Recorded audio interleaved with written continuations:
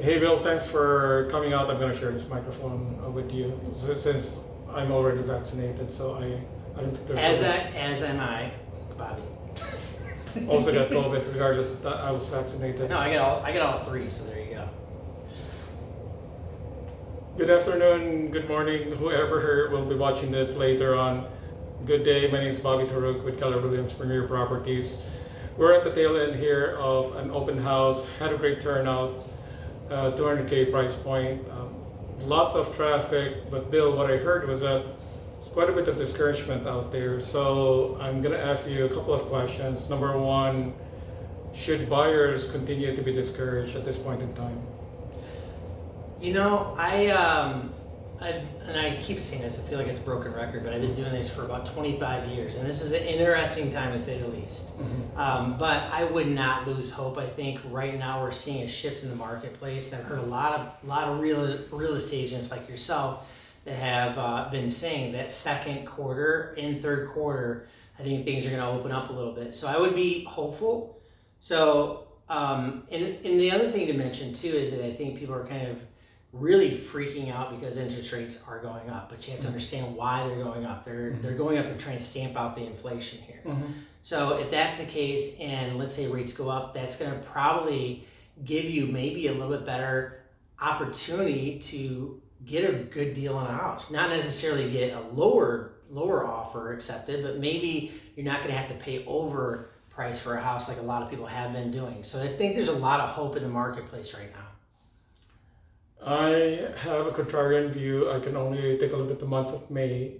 So we know May 4, Mr. Powell, I forget his first name, but the U.S. Federal Reserve is saying that an increase of 50 basis points is on the table. So May 4th is the next Fed meeting. Tell me why I should be optimistic in just maybe in a short 2-minute explanation. How does that impact the consumer? And I'll have a follow-up question to that.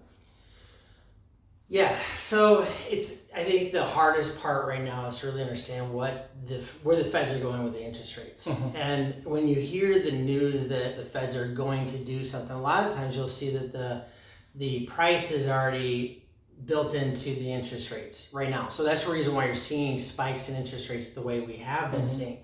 Whether they continue, we don't know. But the forecast that I've been hearing from guys like Barry Habib from Mortgage-Backed Securities Highway, MBS Highway, is saying, look, we're probably going to see them spike up, and then we might see a trend downward in the end of the year. If that's the case, what I would suggest is if you're wanting to purchase a property now, take advantage of the interest rate, but try not to pay points to buy down that interest rate. I think a lot of people are trying to look at maybe paying extra for that interest rate. So you went from paying extra for the house, now you're looking at paying extra for the interest rate. But I think right now, if you could take advantage of a rate that does not include points and play the market a little bit near the end of the year, you might see an opportunity to do a no-cost refinance. At least that's what I'm offering a lot of my clients. Right, so let me restate to make sure that I understand this. So still do not wait because we know there's an opportunity cost. Make an offer in the property that they love. The rate is what it is. No one can control it. That's not within the buyer's span of control. And then as they get into a contract or move into the home, how long do they have, as the rates go down, how many months can they do a refi?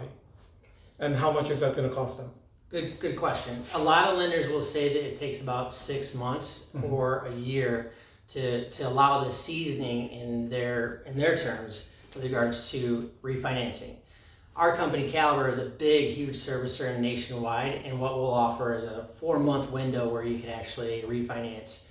What I've been doing is actually doing a no-cost refinance. I've done that for years. To be honest, we've been in a refinance market since 2001. So I think this is one of those times where I have not seen refinances for, it's gotten almost like 20 or 30 deals down to zero. Like maybe 1 or 2 cash out, which is still an option for people.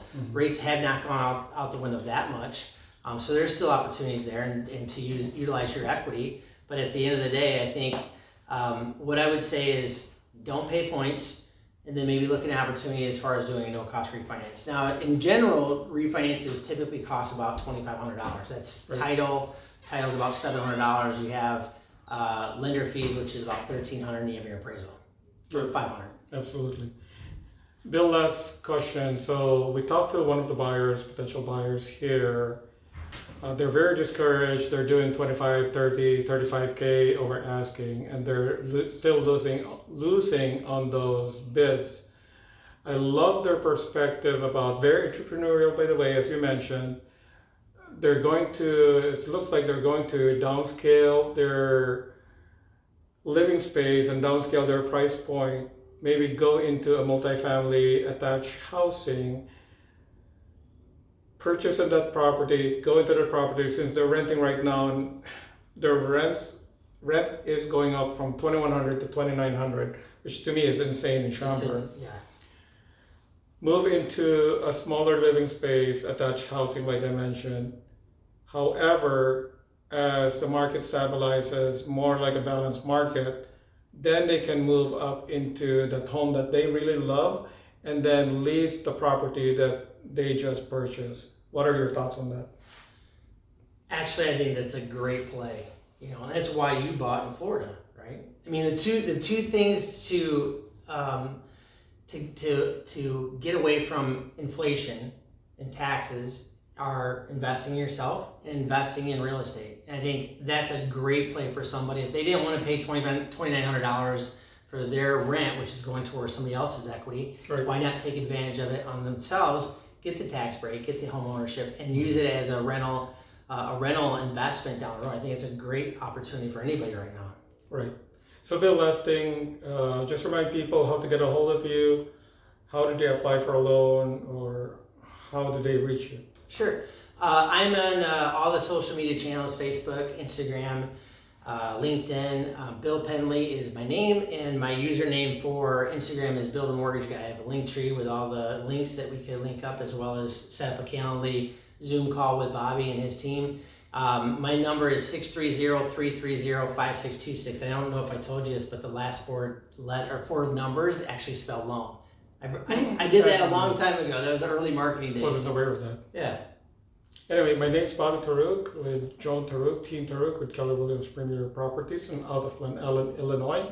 We're also on all of the social media platforms, but keyword Team Taruk on YouTube, Instagram, and Facebook. I'm also on LinkedIn, but DM us on Instagram probably would be the fastest way to contact us. So thank you so much, Bill, for coming out. Thank you. I hope that you will have buyer leads as well, and looking forward to partnering with you to continue the partnership with you. Thank you, Thank Bobby. you so Thanks for inviting me. Okay, thanks. Bye-bye now.